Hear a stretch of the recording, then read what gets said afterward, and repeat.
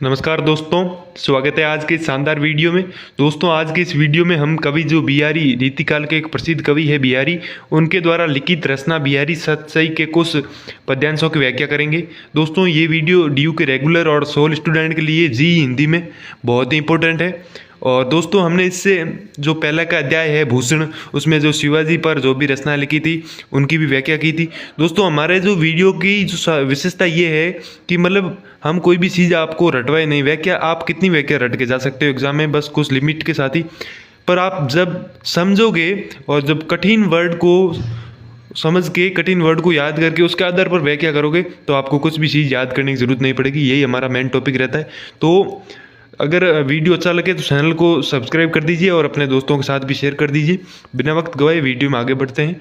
दुआ है पहला अपना, मेरी भव बाधा हरो राधा नागरी सोई, जहाँ तन की झाई पड़े श्यामो हरिद्युति होई। तो कवि है बिहारी जो कहते हैं कि हे राधा, चतुर राधा, मेरे जो संसार में जो भी बाधाएं हैं, मैं जिस कष्टों से गुजरता हूँ, आप उसको हरो, उसका हरण करो। क्योंकि आपके जो पीले वर्ण की झाई पड़ने से, मतलब वो प्रतिबिंब पड़ने से जो श्यामो हरिद्युति हुई, जो श्याम यानी काले कलर के जो कृष्ण जी है वो भी क्या हो जाते हैं, हरित हो जाते हैं। तो दोस्तों इसमें 3 शब्द है, भव बाधा यानी संसार की बाधाएं, हरो यानी दूर करो, और झाई मतलब परछाई पड़ने से। इन सब को आप याद कर लोगे, समझ लोगे तो फिर इस दोहे में कुछ रहता ही नहीं है। बस आप इजीली मेरी तरह इसकी व्याख्या कर सकते हो। बस इतना ही लिखना है आपको, इसमें कोई लंबा छोटा लिखने की जरूरत नहीं है। यही इसमें लिखा हुआ है। जैसे अब हम इसकी सब प्रसंग व्याख्या करें तो पहले इसका संदर्भ लिखेंगे।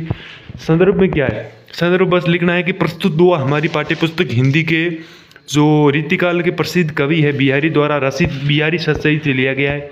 ये हो गया इसका संदर्भ। और फिर हम बात करेंगे प्रसंग की। प्रसंग में क्या लिखना है कि प्रस्तुत पंक्ति में कवि ने राधा जी की वंदना की है, राधा जी से प्रार्थना की है अपने कष्ट दूर करने की। ये हो गया प्रसंग। और फिर व्याख्या करनी है। तो फिर व्याख्या करनी है, व्याख्या वही बस बता दिया मैंने व्याख्या के बारे में। और ये कठिन शब्दों के अर्थ भी दिए हुए, तो इन्हें भी आप पहले समझ लें या फिर याद कर लेंगे तो आपको आसानी हो जाएगी। दोस्तों अगर आपको ये PDF डाउनलोड करना है तो इसमें डिस्क्रिप्शन बॉक्स में आपको लिंक मिल जाएगी, आप उससे डाउनलोड करके पढ़ सकते हैं पूरे नोट्स को।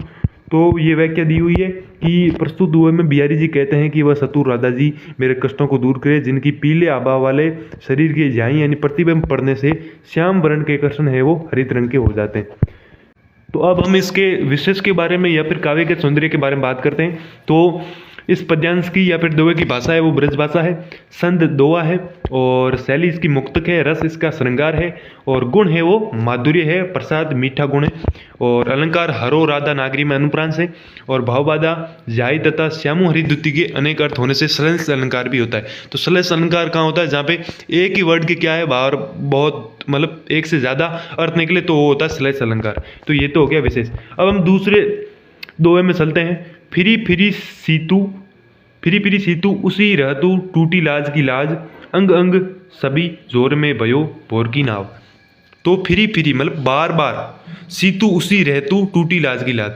तो नायिका कहती है कि मेरा जो शरीर है वो बार बार मतलब अपने जो प्रेम या फिर अपने नायक के पास, नायक के शरीर या फिर उसमें नायक के शरीर में क्या है बहुत ही मोहित हो जाता है और उससे ध्यान नहीं हटता है। उसका जो भी मतलब उसका ध्यान है वो बार बार वहीं चला जाता है। और ये क्या है कि लोक लाज की जो भी लज्जा की जो एक समाज की रस्सी होती है वो तोड़ चुका है, उसको पार कर चुका है। अंग अंग सभी जोर में भयो भोर की नाव।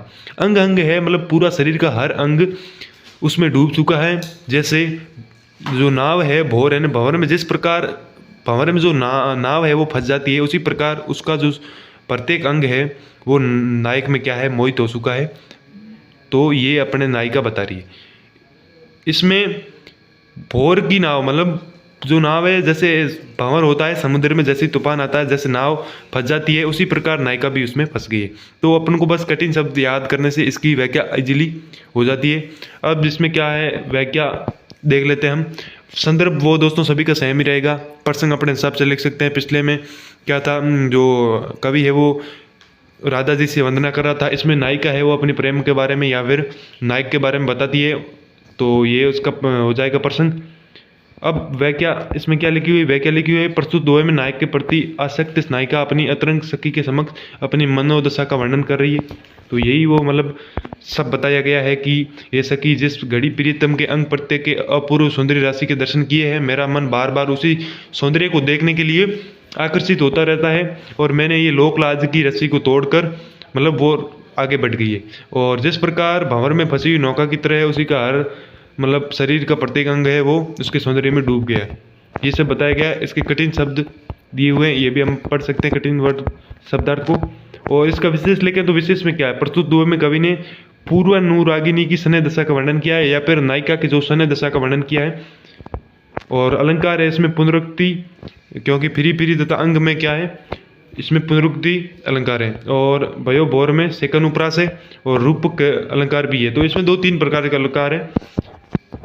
अगला जो अपन का है श्लोक दोहा वो है कहत नटत रिजत खिजत मिलत खिलत लजियात भरे भवन में करते हैं नैनन हुई सो बात।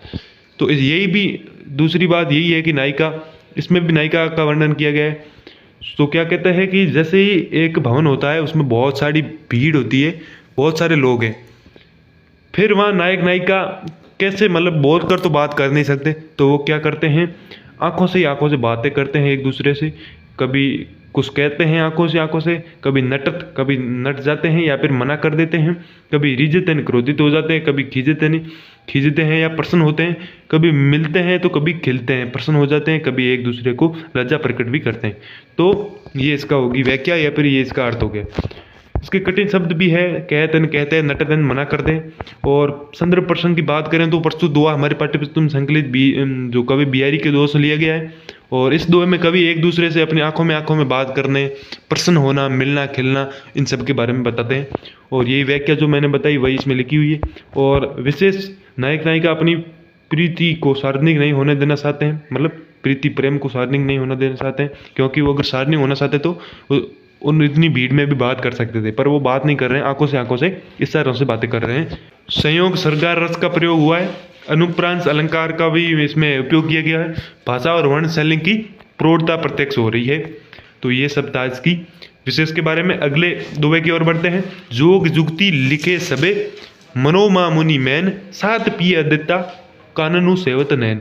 तो इसमें क्या है कि नायिका की जो सहेलियां हैं वो उनकी आंखों की वर्णन करते हैं, आंखों की विशेषता बताते हैं, आंखों के बारे में बोल रही है कि जोग जुगती सीखे सब लिखे सब।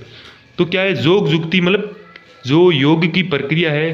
तो कहते हैं कि तेरी आंखों को महामुनि ने क्या किया है, एक नई प्रकार की योग क्रिया सिखा दी है। कैसे योग क्रिया सिखा दी है कि वो साह करने लगी है, सहने लगी है, पिए ने अपने प्रिय को, अपने नायक को।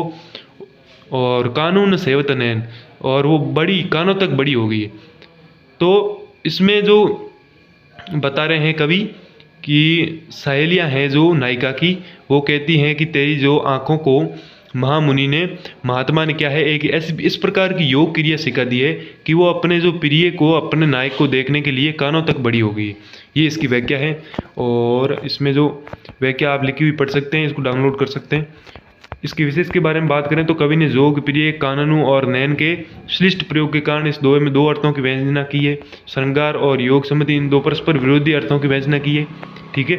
और इसमें कई अलंकार भी उपयोग में किए हैं, रूपक, श्लेष, और ये सब हो गया इसके विशेष में। और इसके कठिन शब्द भी दिए हुए। तो दोस्तों ये अपना हो गया आज का जो कवि बिहारी द्वारा रचित जो दोहे थे, इनका हमने व्याख्या कर ली। वीडियो कैसा लगा कमेंट बॉक्स में बताइए आपका फीडबैक। और वीडियो अच्छा लगा हो तो चैनल को सब्सक्राइब कर दीजिए और लाइक कर दीजिए। धन्यवाद।